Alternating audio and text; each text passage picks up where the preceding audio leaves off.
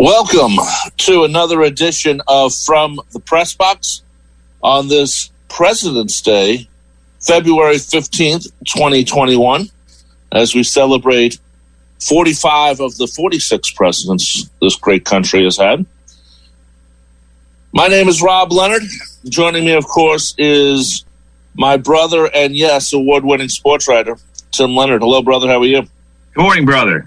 Feeling very patriotic today on this President's Day.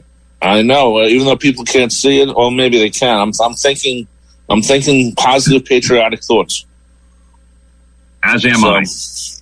That's so nice to be able to do that again. Yes. So anyway, let's start off thinking of patriotism. Mark Cuban has started a little dust up with the NBA and some people in Texas.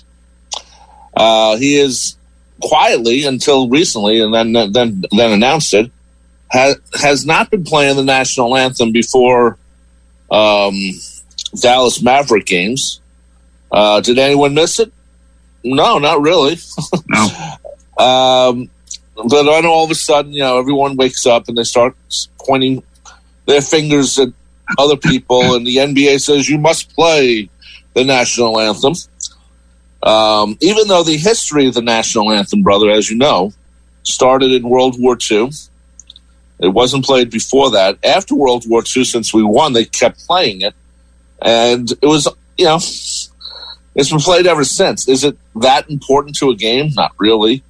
No other job plays the national anthem before you start the day. Wouldn't that be fun, though? Brother, wouldn't that be fun to go to the office, sit down at your desk, and then have to take a 3-minute pause so that somebody could play the national anthem over the loudspeaker? Well, when we were kids, brother, we did the Pledge of Allegiance in school. Yeah, sure. In school, but they don't do. I think they do it in Congress, but no other place does that either. So I'm not sure if anyone learned anything from it. Most of the time, people didn't care. You learned how to recite. Yeah. And, then it was one nation. For years, it was one nation indivisible. And then one day someone said, we'll put under God in there. And then people think it's been there since the beginning of time, which of course it has. Of course, religion manages to find its way into the national anthem. Yes. Personally on it, I understand where Mark Cuban is coming from. He, first of all, there's no one at the games. So, if you're playing them for the fans, there's no fans there. Second of all, literally every game that's played will go to commercial before someone comes out and sings the national anthem, or if they play a recording. So the TV is showing it. So if they're not showing it, isn't that important? I think Mark Cuban just looking to save 3 minutes of people watching a game, or maybe sports writers get 3 minutes extra to write a better article or something. That's good, brother. Good that you're looking out for the sports writers. I do appreciate that. Well, I've seen you on Deadline, brother, so I know how crazy you can get. I will say that this was Mark Cuban talked about this, and he said it was a byproduct of his of the Mavericks franchise looking at and listening to more so the community. And there are a significant number of people in this country who don't feel like the national anthem represents them. Yeah, but that's to me the wrong reason. To me, the right reason is you want to save time and let's move on. I disagree. I mean, why would you play a song before a game that doesn't represent a significant part of your community and also a significant number of your employees? Well, you can't poll and then figure out, we're not going to do this and this. It doesn't work that way because you first you talk to everyone. Now I'm on the wrong side. But if you're going to do it, you do it. You don't say, it doesn't represent people, so we're not going to play it. So what? What? No, not so what? Not so what? That's completely wrong, brother. No. What you say is you don't need to do it. Well, you don't need to do it. You don't need to do what? What are you talking about? Play the national anthem. I mean, there's no reason to play it. Well, that I agree with. There is no reason. First of all, let's look at it this way. All right, you have this song that people have decided needs to be played at sporting events, or before sporting events. Like you said, there is nobody in the building, and television never plays the national anthem instead of commercials. They would rather make the money with commercials than show patriotism. So why aren't people complaining to the local cable channels or the networks when they're broadcasting Monday Night Football or the NBA games on TBS? Why does nobody ever say, oh, why don't you stay for the anthem? Well, hey, they can play. You know how many commercials they can play in the 2 minutes plus that it takes somebody to sing or play the national anthem? That's at least 4 commercials. I know, brother. So that takes precedence to the stations. But nobody complains to them. Meanwhile, they expect franchises to play the national anthem and in hockey's case, possibly 2 national anthems before a game in front of an empty arena. I don't understand what the purpose is, what the need is, and especially when you're looking at the Mavericks in particular. Well, the Mavericks' best player isn't American. Their second best player isn't American. What interest do they have in listening to a song that the only reason they now know it is because they've been playing basketball in this country for how many seasons? Well, that's I'm sure there will be Americans. It's a meaningless song for them. Well, yeah, but at the same time, brother, if they played the Lithuanian national anthem, would that be any better? No, the only time you should be playing the national anthem is during the Olympics, when obviously you're representing your country. That would be the best time. That's and the an most appropriate time. Yes. To play the national anthem. And there's a certain feeling you have when you see the USA basketball team destroy, any team that they play against in basketball. We don't destroy too much anymore. The women destroy. The men, not so much. Or the World Cup or something like that. That's where you would play. Something where there's an international competition. To have it played before an NBA game, an NFL game, Major League Baseball, soccer, whatever you want to say, it isn't that necessary. It's not necessary at all. Well, if you're talking about Dallas Mavericks versus the Washington Wizards on a Wednesday night in Dallas, why do you need to play the national anthem? No, there's no reason to. What I'm saying, brother, is it's interesting if there was no national anthem to protest against, Colin Kaepernick would have been playing still. So, that's the other point. And no one knew he was doing anything because they don't show the national anthem before the games. That became an issue. When I was working at CBS, that became an issue, and we had to scan and scour the pregame while the networks were in commercials. We would have to watch the national anthem and take note of who was kneeling, how many people were kneeling, and who. That became part of the job, so that they would have footage if they needed it. I still think it's absurd. Playing the national anthem right now is like having hot dog vendors in the stadiums when there's no one there. The TV doesn't show it. There's no reason to play in the arena when you have no fans. So that's something to think about also. It's funny how the NBA came down heavy on this. They said you have to play the national anthem. Of course, some Texas big mouths were saying, well, maybe you should sell some Texas Patriots. Well, by big mouths, you mean Texas Republicans, brother. Well, I don't know if they're Republicans. Let's get that straight. No, they are Republican. Let me just read the quote from Mark Cuban, because he had a quote. He said, quote, "We respect and always have respected the passion people have for the anthem and our country. But we also loudly hear the voices of those who feel that the anthem does not represent them. We feel that their voices need to be respected and heard because they have not been. Our hope is that going forward, people will take the same passion they have for this issue and apply the same amount of energy to listen to those who feel differently from them. Then we can move forward and have courageous conversations that move this country forward and find what unites us." I still think that's a bad reason. I think it's a great sentiment from Cuban. It's not. It is, but it's the wrong reason. You don't play because you should be playing. I wholeheartedly disagree with you. Well, I know you do, brother, but I think it's It's like I wasn't thrilled at what Colin Kaepernick did, not because of what he did, it's because I thought that no one was noticing it. Because, like I said, they don't play the national anthem before the game on television. It became a story. Whether or not they play the anthem on TV and people saw it or not, it became a story because he did it. Because of our previous president. That's why. Well, that's part of it. Well, because of his knucklehead reaction to it. But like you said, I will read another. Well, it's not necessarily. Well, yeah, there's a quote. The Texas Republicans, which I have to preface this by saying they are some of the dumbest people in the country. The backlash to ending, because this was they didn't play the anthem for 13 games. There were no fans in the stands for 10 of those games. There were 1,500 vaccinated essential workers that attended last Monday's game against Minnesota for free, by the way. So nice job, Mark Cuban, on that. But the Texas Republicans, Lieutenant Governor Dan Patrick, in a tweet, of course, because that's how Republicans speak, urged Cuban to, quote, sell the franchise and some Texas patriots will buy it.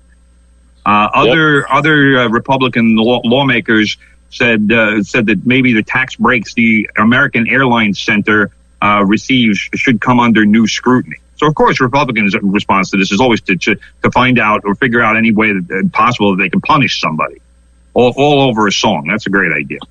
Yeah, I mean, the best thing for the story to end, the best part of the story, if it were to end the way I was writing it, let's say, I have the Mavericks moving somewhere else. Get out of Texas. Get out of Texas. Have them move to. No. What do you mean? I don't know. No, Texas is a large market city. What do you mean? Yes. Leave Texas? Why would you leave a market like Texas to go to a smaller market? There's absolutely no reason for that. Cincinnati needs a team. No, they don't. Yes, they do. Cincinnati. I don't think Mark Cuban would go for that. He might go to Pittsburgh. That's where he's from, but not Cincinnati. Pittsburgh needs a team. They haven't had a team since the Condors. Yeah, and why did the Condors leave? Because they didn't get people in the stands. So it's also the ABA. So anyway, just for the record, brother, the NBA rule book does require players to stand during the national anthem, but Commissioner Adam Silver has declined to enforce that rule, especially as far as where kneeling is regarded over the last couple of years. So I just wanted to state that fact.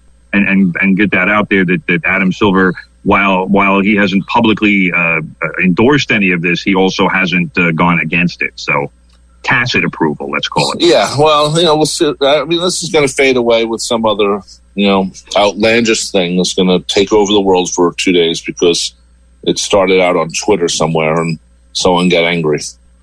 There's a thing going right now. Republican. Right now there's a thing on Twitter that a 7-year-old interview with David Letterman and Lindsay Lohan. They're going after Letterman because he wasn't treating her kindly. He's David Letterman. He's a tough interview. And he was, she was about to go into rehab. Lohan back then was on how many drugs and was she was about to go into rehab. And he goes, well, why are you here? Why aren't you in rehab? Which is a good point. It's not the worst question in the world. No, it's not. Okay, brother, let's continue on this President's Day edition From the Press Box. The Islanders, they're starting to play well again. They had a 4-2 victory over the Bruins. They've won 3 of the last 4. And Lou Lamoriello gets a magical number, 1,300 wins now as a GM. It's pretty darn good. Well, if you like round numbers, it's good. Lou's been in the game for how many decades? I mean, 1,300? Good for him. When I heard that stat a couple nights ago, I was like, all right, yeah, so what? Good for Lou. Good for Lou that he's been able to make a living in the game for how many years. It's got to be somewhere in the 30s or maybe 40s as far as the years. But to me it's one of those kind of dubious statistics. But again, congratulations. So 1,300 wins is pretty good, though. I mean, that's not a bad. I mean, I'm certainly not being derisive in any way, but. If you're in the game that long enough, you're going to hit numbers. Yeah. Good for Lou. I mean, let's do something to make the Islanders a contender here. Islanders are finally starting to win, and in about a week or so, you're going to start seeing actual real fans at Madison Square Garden, the Barclays Center, Nassau Veterans Memorial Coliseum. We're going to be talking about it's 10%, so the Islanders will have about 1,400 people. The Garden will have 20,000, so 2,000 people. Barclays. Yeah.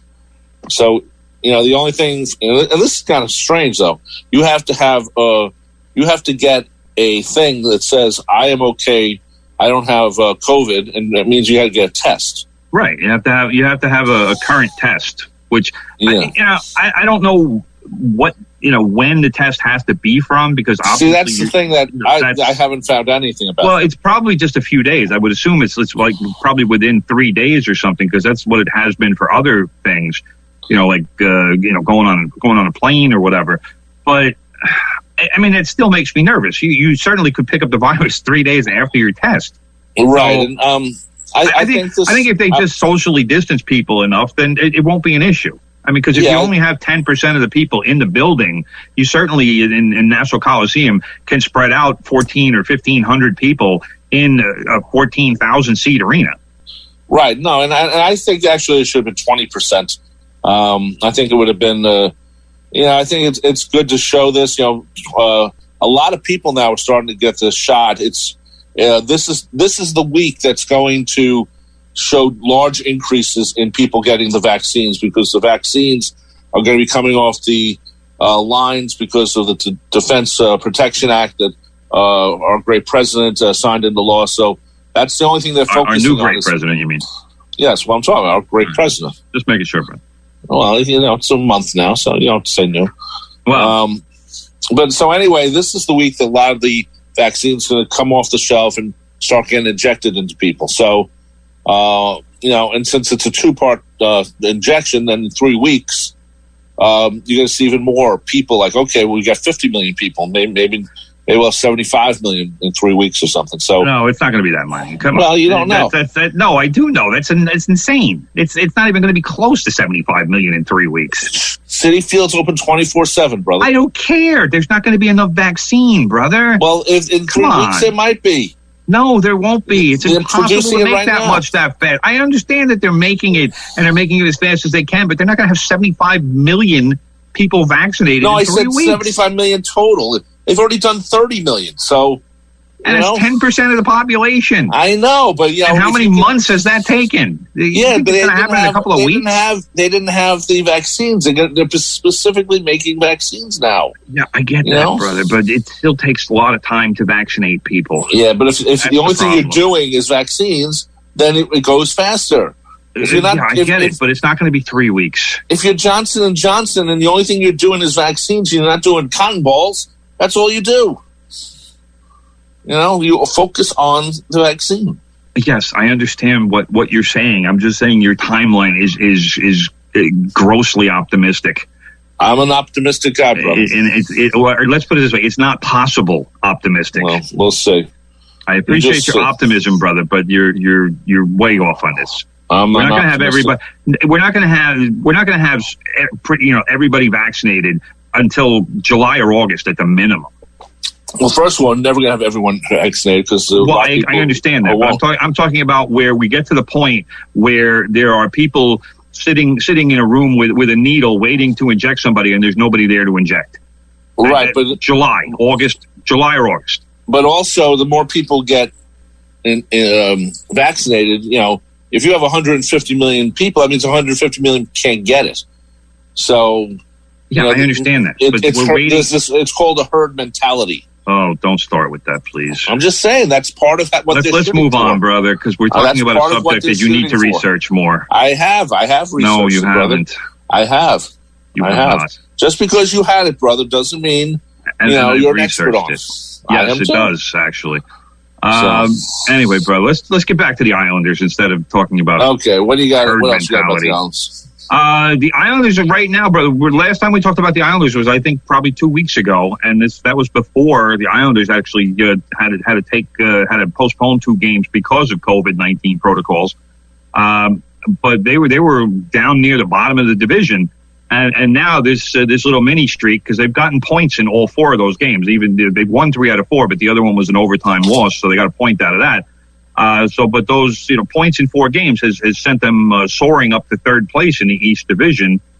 They now have 15 points. The Bruins are in first place with 22 points, and the Flyers are behind them in second with 18. But it's good to see the Islanders playing like the Islanders again, and especially with the rough start that they had to the season, and most of that you had to put on the offense because they were averaging barely 2 goals a game, which isn't going to win any significant stretch. But this is three out of the last 4 games they've scored 4 goals, and then they beat the Rangers 2-0. So you're not going to lose when you don't allow a goal. It's better now. I mean, I would still like to see maybe more than 4 goals every once in a while, but if they can get up to 4, chances are the Islanders are going to win that game. Matthew Barzal is the team leader in goals, 6 goals, also leads the team in assists with 8 for 14 points. My only issue with Matthew Barzal is a team-high 24 penalty minutes. Matthew Barzal is not a goon. He's not a guy who fights. All of those 24 penalty minutes are in the form of minor penalties. So a slash, a trip, something along those lines. Right. Matthew Barzal is too valuable to the Islanders to be spending that much time in the penalty box.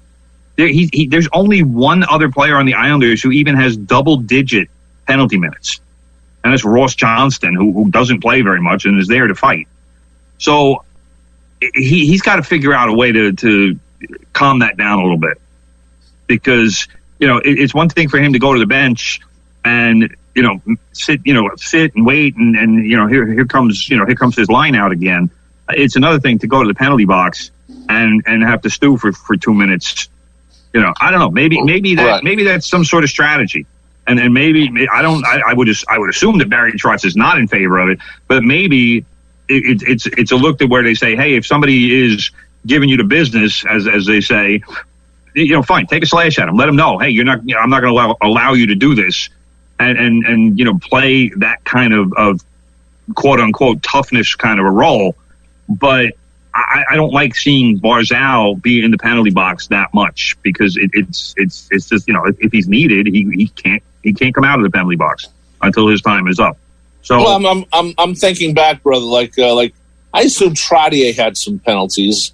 Yeah, he was in the corner a lot, but a guy like Bossy didn't have a lot of penalties because he was mostly shooting. Bossy was not a fan of physical play at all. Right. We know that. He just wanted to be able to skate, to find space, to get a pass and shoot and score. That was his game. He didn't like. Right. I mean, his career wound up being ended prematurely because of the back injury, and of course that was the result of being slammed around, and I'm sure being cross-checked who knows how many thousands of times in the back.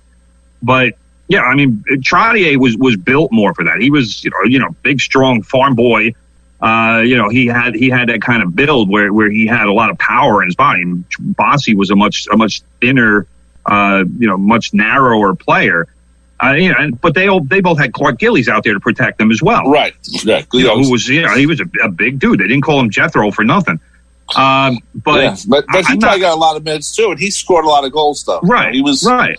That line was so good over the years. But I would like to see Anders Lee maybe protect Barzal a little bit more, or have somebody on that line to show opposing teams that hey, you can't do this to our guy. No, you can't. You got to protect your goal scorer. Exactly. By the way, brother, just to let you know, I'm looking at MSNBC on mute. 76,131 COVID cases yesterday. They've given out over 52 million vaccines, and the cases keep going down. It's down from 300,000 to under 100,000 cases a day now. So it's weird. The numbers are improving. I mean, I don't. It's certainly not. It's certainly not time to open everything up like the crazy people say. But the numbers, the positivity numbers in New York have been in the last couple of days lower than they have been in months. I would say since before Thanksgiving. I would say, brother, that you can start seeing 50% at games No. in the next month.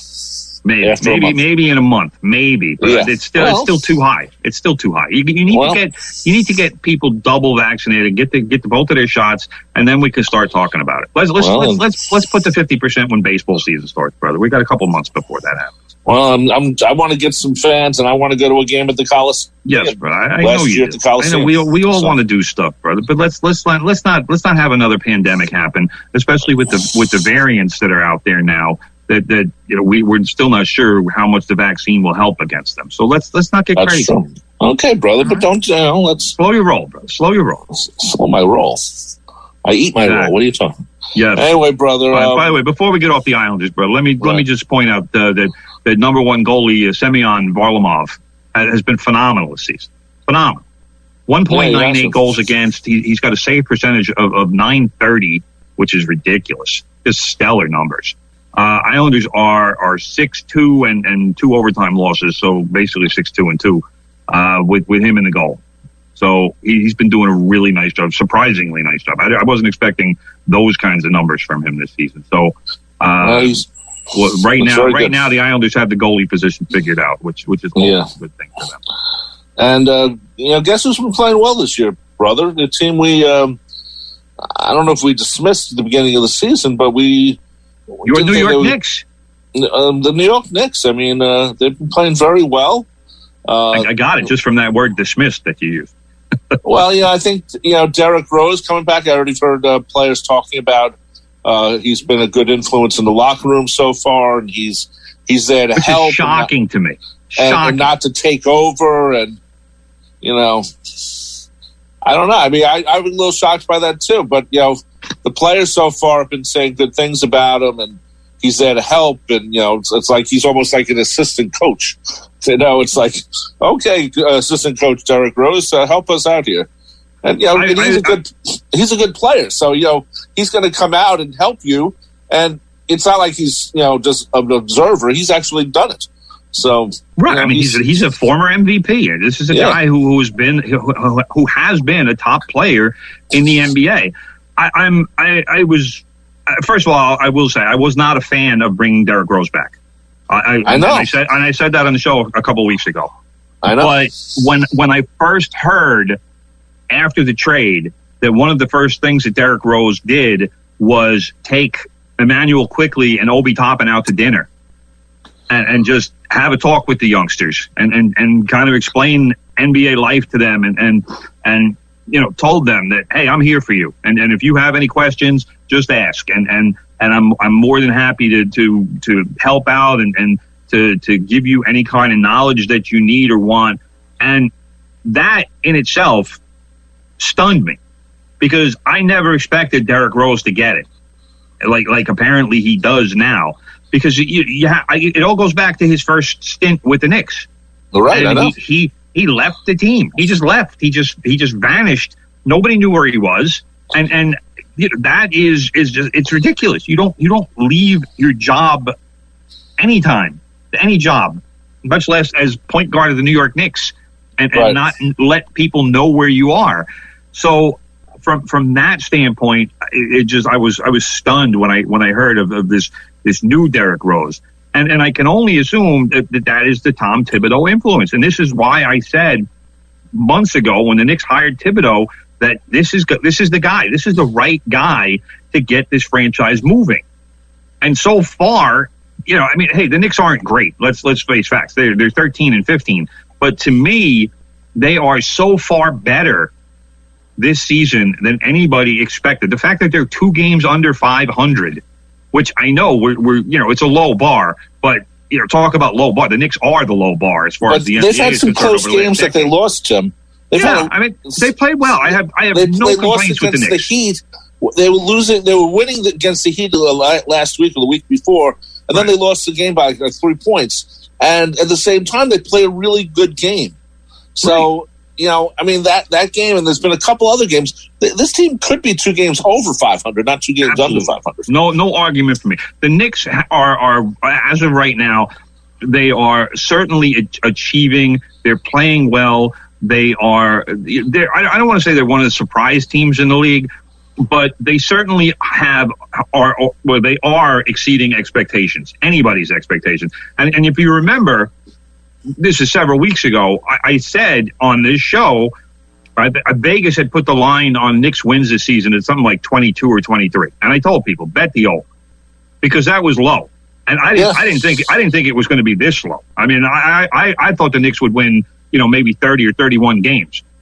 Right now, this team is probably on pace to win about 34 or 35 games. So they're going to blow the Vegas number out of the water. Well, right now the Knicks are seventh in the Eastern Conference. That's a playoff team.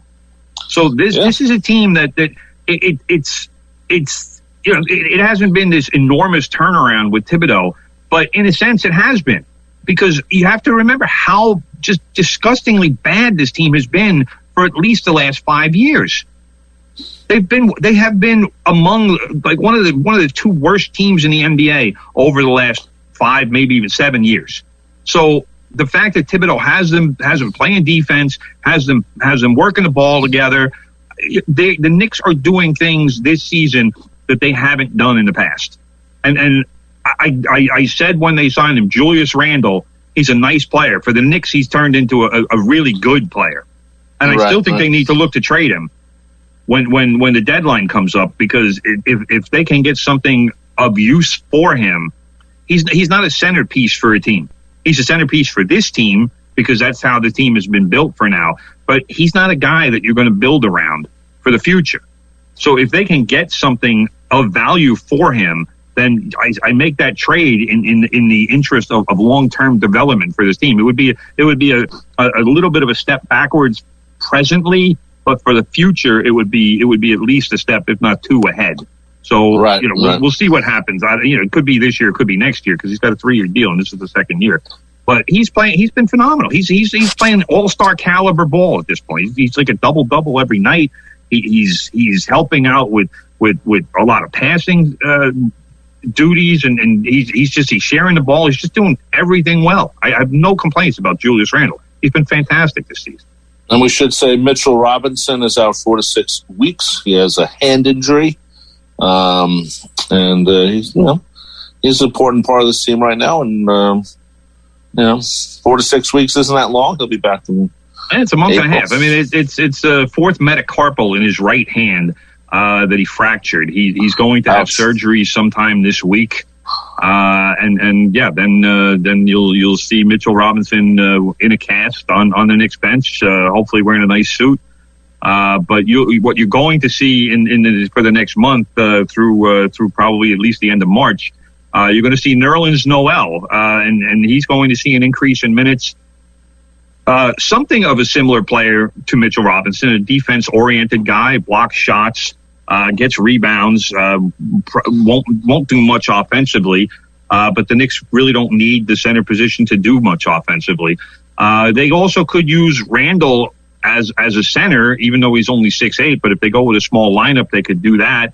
Nerlens Noel will see an increase in minutes, and it also could wind up that Obi Toppin sees more minutes with Robinson being out. If they do more with the small lineup, and then they can slide Toppin into the power forward spot. Right. So, the Knicks do have a lot of versatility and a lot of flexibility with the players that they have, and that's a good thing for Thibodeau. So even with Robinson out, and Robinson is averaging 8.4 points and 8.4 rebounds and 1.5 blocks in 28.8 minutes per game, which I'd like to see him playing more minutes. But he started all 27 games this season. He's an important piece for this team, but it seems to me like they can get through the next month or month and a half, depending on when he comes back, without losing much. No, I agree. You're listening to 90.3 WHPC, the voice of Nassau Community College. My name is Rob Leonard, and this is From the Press Box. Of course, my co-host is my brother, award-winning sports writer Tim Leonard, and we should say we are part of the Sports Talk family here at WHPC. We're on every Monday, 9 a.m. to 10 a.m., Monday through Friday, 4 p.m. to 5 p.m. is Sports Talk. And then there's an additional episode every Tuesday, 10 p.m. to midnight. And this hour of From the Press Box is brought to you by Thunder Road Radio. Join Kim Tracy every Sunday as she plays the music of Bruce Springsteen and the E Street Band right here on 90.3 WHPC. And we are a soccer-friendly show, brother. We're jumping to soccer early on this one, okay? Oh, are we? Yeah, it's actually kind of quiet week in sports world. I'm surprised, bro. I'm surprised you want to jump to soccer with Liverpool being such a disaster right now. Well, Tottenham didn't play very well either this week. Your Liverpool. Tottenham is, lost 3-0. To the first place team, brother.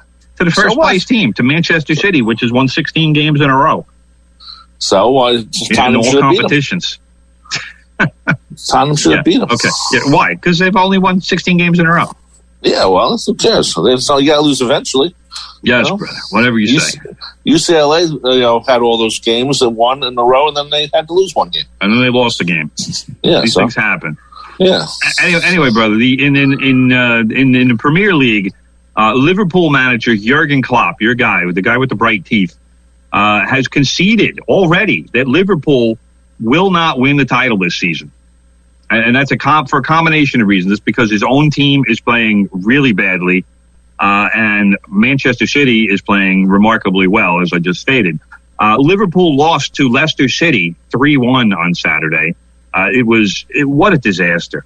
The Leicester got, I believe it was the second goal, when the Liverpool goalie came out off his line and collided with a defender. And the ball just missed both of them. And Leicester City, Jamie Vardy just basically dribbled the ball into the goal, which had nobody in front of it. It was embarrassing. What a horrible display. I missed that highlight. By the reigning. You'll probably see it on when ESPN does the not top 10. When they do like the blunders from the week. That's going to be on it. Believe me, that's going to be number one because it was horrible. And as you pointed out, brother, Manchester City, the team that is in first place and is pulling away at this point, defeated Tottenham 3-0. The first of those 3 goals came on what has to be the most shambolic penalty I've seen called all season. The Manchester City player fouled the Tottenham player, Pierre-Emile Højbjerg, and when Højbjerg reacted to the foul, because the Manchester City player stepped on his Achilles, Højbjerg reacted to that and clipped the Manchester City player, and they called a penalty on Højbjerg. It's like, what are you, insane? And they actually looked at it again, and for who knows what reason, said, oh, yeah, that's a penalty. So, yeah, there's 1-0. Thank you very much. Game over. Ouch. That hurts. It was a horrible call. Absolutely horrible. Anyway, Manchester City now has 53 points in 23 games. That has them 7 points ahead of Manchester United and Leicester City. But also Man City has a game in hand. So basically right now they're 10 points ahead of those two teams. Liverpool is 4th with 40 points and clinging to a Champions League spot in the top 4. I'm not sure it's going to happen because they really are. Like last year, they were fantastic. Liverpool. They didn't lose. They were a force. And this year, they're just ordinary. Injuries have caught up with them. Maybe some aging has caught up with them, and their sad goalie crashing into defenders is just a mind boggler. How do you do that? I can see if you're running to punch a ball away from the goal and you run into your player, but he came out to kick it, and the defender got there at the same time, and they just collided into each other, and it just opened up. And here comes Jamie Vardy to run through, picked up the ball. Thank you very much. And he, like I said, he could have dribbled it all the way into the goal. He finally shot the ball. He got it at the top of the box. He shot the ball when he was in the 6-yard box. And there was nobody near him. Like I said, he could have just dribbled right into the goal. Anyway, so that's where we are with the top 4. My Tottenham is currently in 9th place, which is horrible.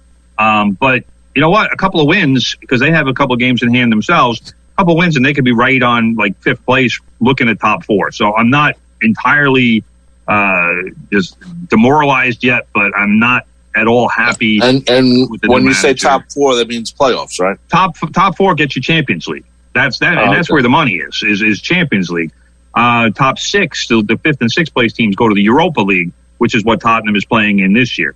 If you finish out of the top six, then let's face it, that would be a disaster for a team like Tottenham, because when you're in that top six, you're able to recruit better players, because players want to play in those European competitions. They want to play in the Champions League because that's the best competition.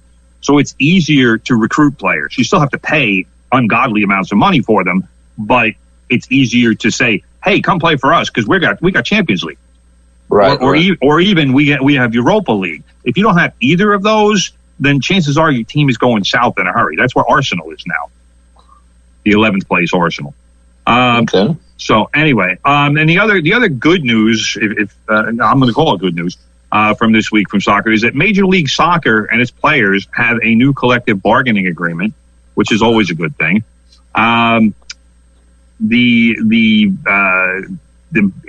supposed to be approved by the league's board of governors, which is expected to take place shortly, and will clear the way for the opening of training camps, which is supposed to happen next week on February 22nd, and the start of the MLS season, which is on April 3rd. So that's a good thing. And the MLS, there had been the threat of a lockout of the players, because that had been threatened if a deal couldn't be reached. I don't like it when negotiations get to that point where it's going to be acrimonious. So this proposal would extend the CBA by 2 years through 2027, according to ESPN.com. And then that is a clause that the league has fought for since the start of the negotiations and had been a sticking point. So the players relented on that. So I'm a little bit curious to see what the players got in exchange, but these CBAs have been an issue in MLS for a lot of years, and that's because the players who are the 18th, 19th, and 20th man on a team, they barely make any money, and what's barely 50,000, like 40 or 50,000. Okay. I mean, for a professional athlete, it's not very much, and especially if you're living in New York, and you're making that, now you're talking about living in an apartment with three other teammates. So you've got four people in an apartment. It's not a professional athlete way to live. That's a minor league baseball player way to live.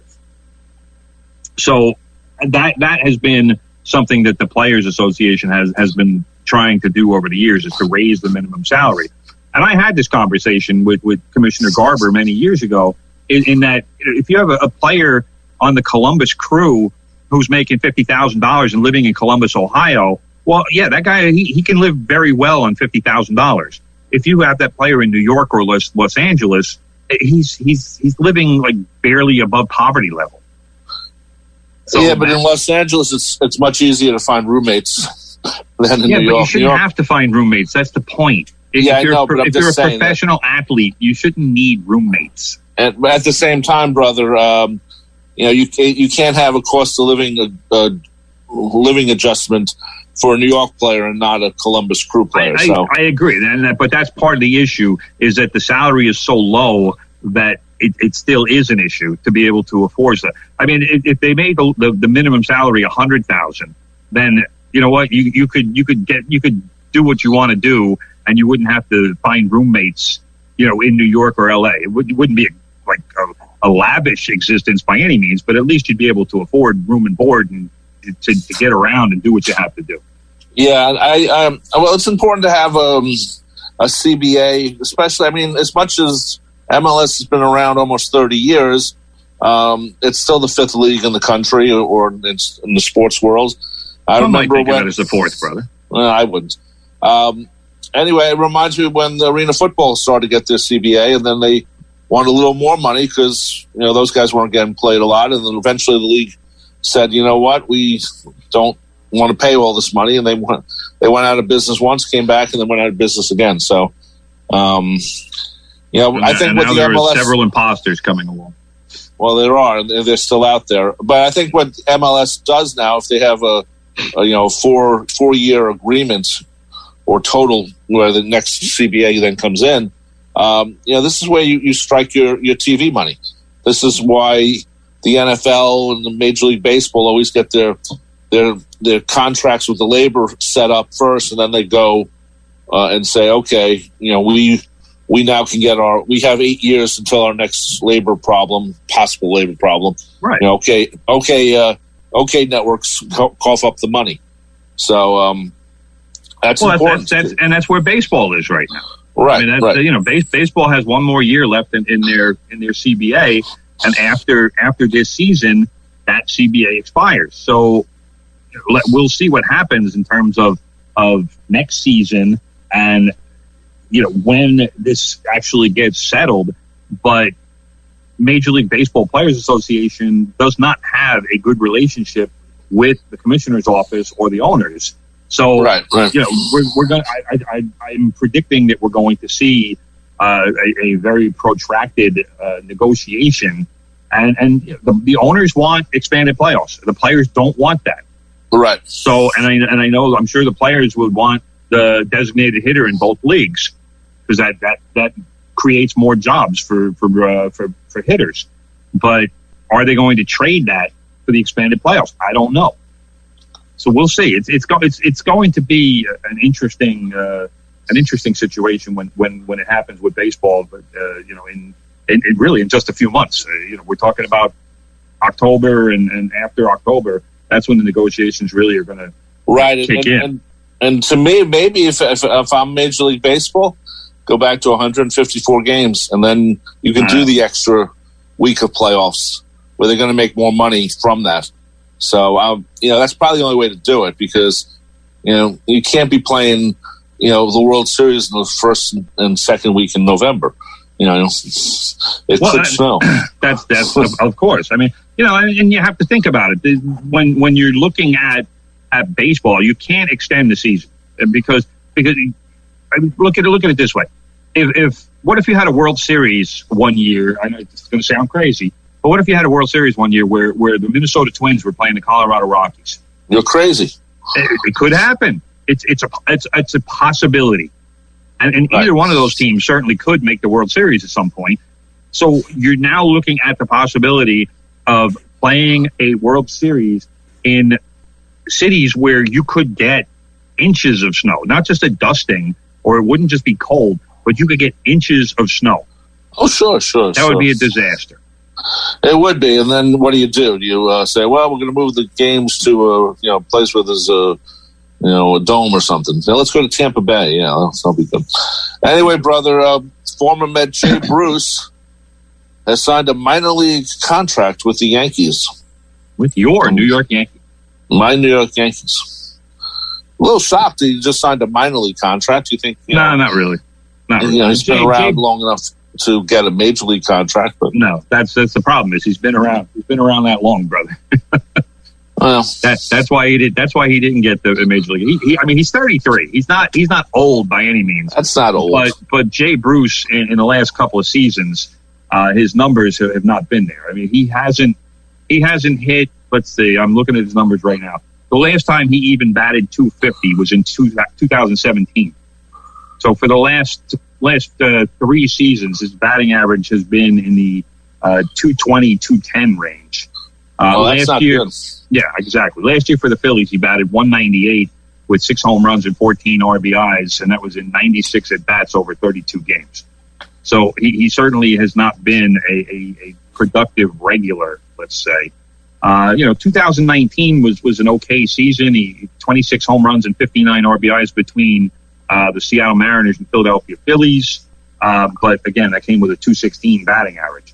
I think the hope for Jay Bruce with the Yankees is that he can give them another left-handed bat, because obviously the Yankees are short on left-handed bats. They say, Brian Cashman, general manager, said that Jay Bruce is not meant to take over for Brett Gardner, because the Yankees still haven't signed Gardner, and we don't know if they're going to. But Jay Bruce and Brett Gardner are different players, obviously. Gardner is still a speed guy, plays good defense, and is primarily a left fielder or a center fielder.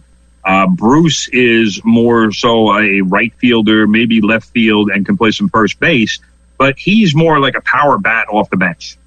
And if you need a home run, Jay Bruce is the guy you're going to send up, and so what if he bats 220? He's a guy who can tie a game or give your team a lead, just based on coming to the plate and smacking a ball over that short porch in right field in Yankee Stadium. So the Yankees tried to get him a couple of years ago, back in 2017, and by all accounts made a better offer to the Mets for him than the Cleveland Indians did. But the Mets sent him to Cleveland in that trade. So this is a few years in the works. But Jay Bruce finally a New York Yankee. I think if assuming that he does wind up with the team. Like I said, he gives them some legitimate power from the left side, and the salary would be, from what I'm reading, somewhere in the neighborhood of $1.5 million for the season. So it's a good value.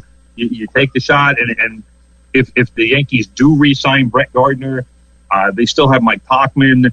They have a lot of outfielders, so we're going to have to see where that goes. I mean, I doubt Bruce would do any DHing. Because that's primarily Giancarlo Stanton's job, unless, of course, Stanton gets hurt again. But it's a nice security blanket for the Yankees to have, even if he does wind up playing some at AAA, just to stay ready in case somebody does get hurt, and then he can just jump on a bus or a train or a plane or whatever. You know what I love, by the way, brother, with the Yankees, they've told Giancarlo Stanton and Aaron Judge to stay away from working out. They basically said, hey, guys, maybe you won't get hurt because you've been working out so intensely. You're doing the wrong things to your muscles. Maybe you should just, be powerful hitters without bench pressing 350 or whatever they're bench pressing. So probably more than that. So to me, that's a very important thing, because as much as players want to be bulky, it's not sometimes the best thing as a player, a baseball player or basketball player or whatever, or whoever. Maybe a football player, because you're on the lines, you have to protect the quarterback or the running back or whatever. But do you really need all that strength, to play right field? Well, I've said this before on this show, brother. I think that both Giancarlo Stanton and Aaron Judge should try yoga.